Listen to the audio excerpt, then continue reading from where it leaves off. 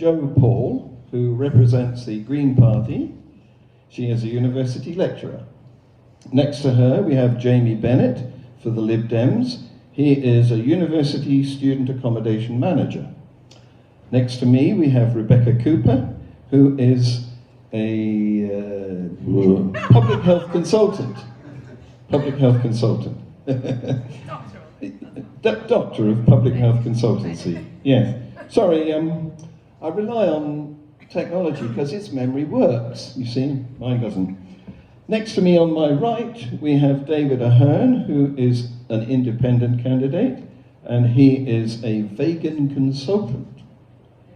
Then on my far right, we have Sir Peter Bottomley, who is a Conservative MP for Worthing West. Was. No. Was. Okay, yes, the ex-Conservative MP, currently the Conservative candidate. Yes, technicality of election law. Sorry, John, did I miss it? Did you say the party, the public health doctor, is here? Yes, this is Rebecca. She is the Labour representative, Labour candidate. So, who would like to begin making their statement? Don't all rush. David? Yeah. David Ahern. Well, I was selected... 5 minutes. Sorry. I was selected 10 years ago by the Green Party to fight Worthing, and I fought it on 4 occasions. This time as an independent, because unfortunately, at the last general election, I was not selected. Previously, after a student had lost his deposit, they asked me if I would stand at the next general election, and I said I would. However, various factions, came to bear, and they wanted to get me out, so they did. And I'm now standing as an independent, because I never let anyone put me down, and I don't think you should.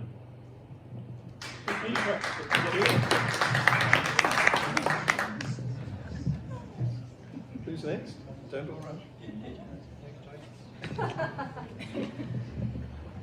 Okay, I want to begin by thanking all of you for being here this evening. I don't know how many of you feel that urge, I do all the time, to just walk out on politics entirely right now. To walk away in frustration, in protest, in defiance of a political system that seems like and truly doesn't really work. To storm off from politicians who just don't get it, who don't even seem that interested in trying to get it, to try to get you, to try to get the issues that we are facing. So thank you for being here, for being committed to your community and to its politics, for trying to make the world around you better by asking crucial questions of the people who want to represent you. For my own part, I've chosen to be here today, to be on this ballot, because this is one of the most important elections, perhaps the most important election we have ever faced. I believe that Worthing West needs and deserves a voice from the Green Party, the only party, I believe, that's truly committed to making fast and fair change on the most important issue facing us today, and I'm very proud to be that voice. As your Green Party candidate for Worthing West, I have 3 key priorities. The first is to implement the fundamental change required to face the climate emergency. This is and must be the climate election. And the Green Party has put forward the most sweeping and comprehensive proposal for tackling this crisis with urgency and expertise. We are the only party to propose a Green New Deal by creating 4 million new jobs in innovative sectors, to commit to zero carbon by 2030, ensuring we meet the essential carbon reduction deadlines, and to empower local councils to make and implement the policies they need for their areas, including substantial expansion in bus, pedestrian, and cycle routes. The second priority is to fight for a people's vote on Brexit. Now, there's nothing wrong with being a bit tired of hearing about Brexit. Maybe that's just me. It's divisive, it's dangerous, and I can't disagree that it's all gone on, frankly, too long. But the reason for that is not the inflexibility of the opposition, but the refusal on the part of the government to seek clarification from the people. The full impact of leaving the EU is now clear. Jobs lost, hard-won rights eroded, historic ties sundered. And the public deserves a chance to vote on the final deal, with the option to remain should we choose. And finally, but by no means of the least importance, the third priority is to fight for a fairer Britain, which protects the dignity of every person. For the Greens, this means universal basic income, which will lift millions out of poverty and fix a broken benefit system, putting a cap on wage inequality, heavily reinvesting in the NHS, and widening access to education. 1 in 4 children in Worthing West live in poverty, and that's 1 in 3 across the country. We cannot pat ourselves on the back for a job well done as long as that is still the case. We need change. We need it now. And we need it at the very core of our political system. I will fight tirelessly and passionately for that change. Thank you.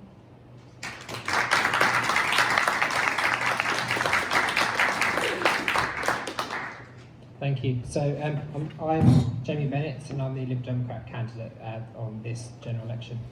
I've been involved within my party and within politics since the age of 8, so quite a long time now. And I always feel that people's voice needs to be heard, no matter what age you are.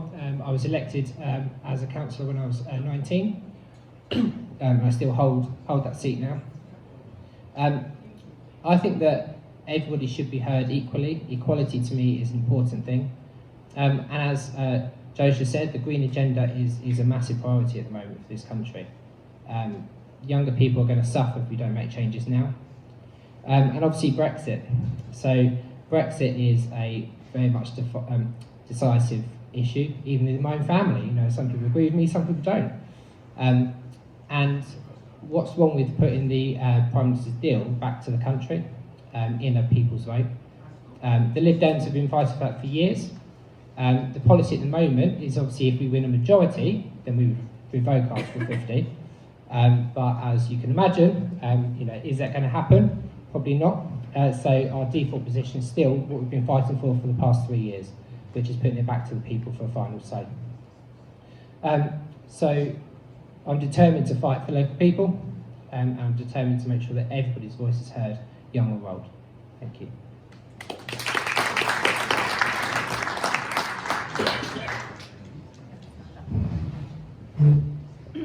Hello, I'm going to stand up. I tend to throw my arms around when I talk, so I don't want to catch Jamie and give him a black eye before we start. So, as Joe says, thank you so much for coming this evening. It's a horrible, horrible time to have a general election, isn't it? Because all we're really thinking about is Christmas and the fact that it's cold and wet outside, and what we really want to be doing is putting up our Christmas lights, and what we're having to do is open our doors to people like me and go, oh, have you thought about voting? And everyone goes, would you just, Stella? I'm actually thinking I might get a Father Christmas outfit, and maybe that might help, I don't know.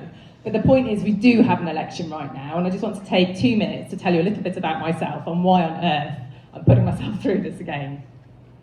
So I've always been interested in politics, but I think it's fair to say I've done lots of other things in my life to date. So as was so eloquently put earlier, I'm a medical doctor by profession, and after medical school I decided that I was very interested in keeping people healthy, as well as seeing people when they're sick. So I ended up specialising in public health. Nobody ever knows what public health does, but it's a really, really important thing. And we might get to it tonight about the Labour Party recognising that, about actually the health and well-being of our country should be first and foremost, along with the climate emergency that needs to be tackled now. So that's very much my passion, and I've been really privileged in my life to be able to do the job that I'm passionate about, both in this country and in other countries around the world. So my love of politics has sort of gone alongside my career, and whilst my career has been going, I've also managed to get married and have some children, and that kind of takes up a little bit of time as well. So I currently have a very active 8-year-old and a nearly 7-year-old, and we live just around the corner actually, which is handy for here because I quite often go to yoga classes here, so it's nice to do something out here. And my 2 little boys go to the school just down the road, and we absolutely love Worthing West. And I was very happily living here in Worthing West, and I had a lovely career, and it was brilliant. And I've been a member of the Labour Party off and on since I was 17, 18, I think. But it was really at the 2015 general election that things had been growing for me in terms of my frustration, trying to work in the health service, trying to work in local authorities, finding more and more issues where I was hitting a brick wall when I was trying to help people, and that brick wall was political.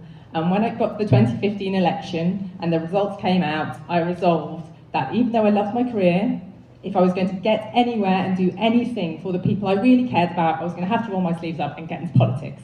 So I wandered along to the West Worthing local Labour Party, and I've got to be honest, I didn't expect masses.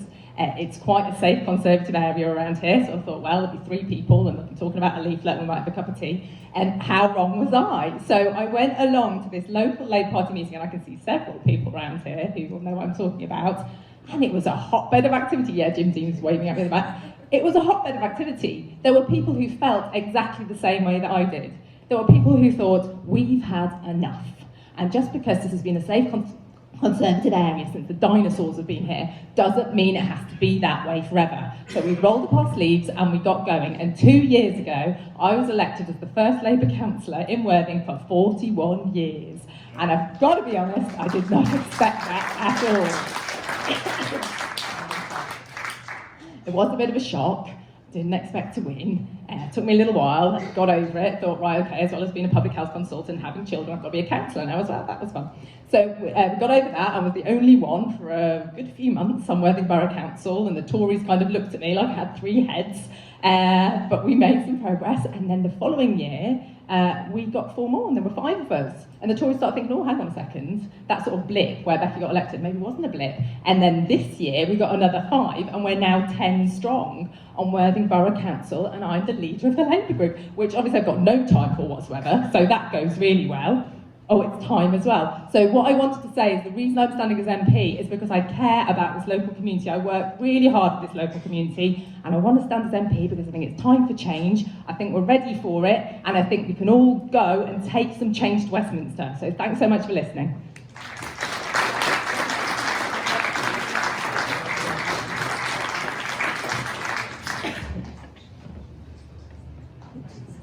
Thank you for your 2 minutes, Becky. It looked to me more like 6, but more like 6. You can use that if you like. Can I? Does this work? Yes. Right, okay. Probably safer. I think that each of the people we've heard so far would make a very good Member of Parliament. But I prefer not to be a Member of Parliament here because I'd like to be re-elected, please. And I make that request to you. For those who want to look at what we think we ought to say, I commend the Littlehampton Gazette for those from the Arran part and the Worthing Herald from this part. And just by the way, look through our 250 words and see how many people mention inclusivity, by which I mainly mean background, heritage, or race. I look forward to the day when we can answer the question, when will the colour of my skin be as important but no more than the colour of my eyes or the colour of my hair? At the moment, we are not a fair society, and I've given the last 50 years of my life, long before I became a Member of Parliament, trying to make sure that people could be treated fairly and equally.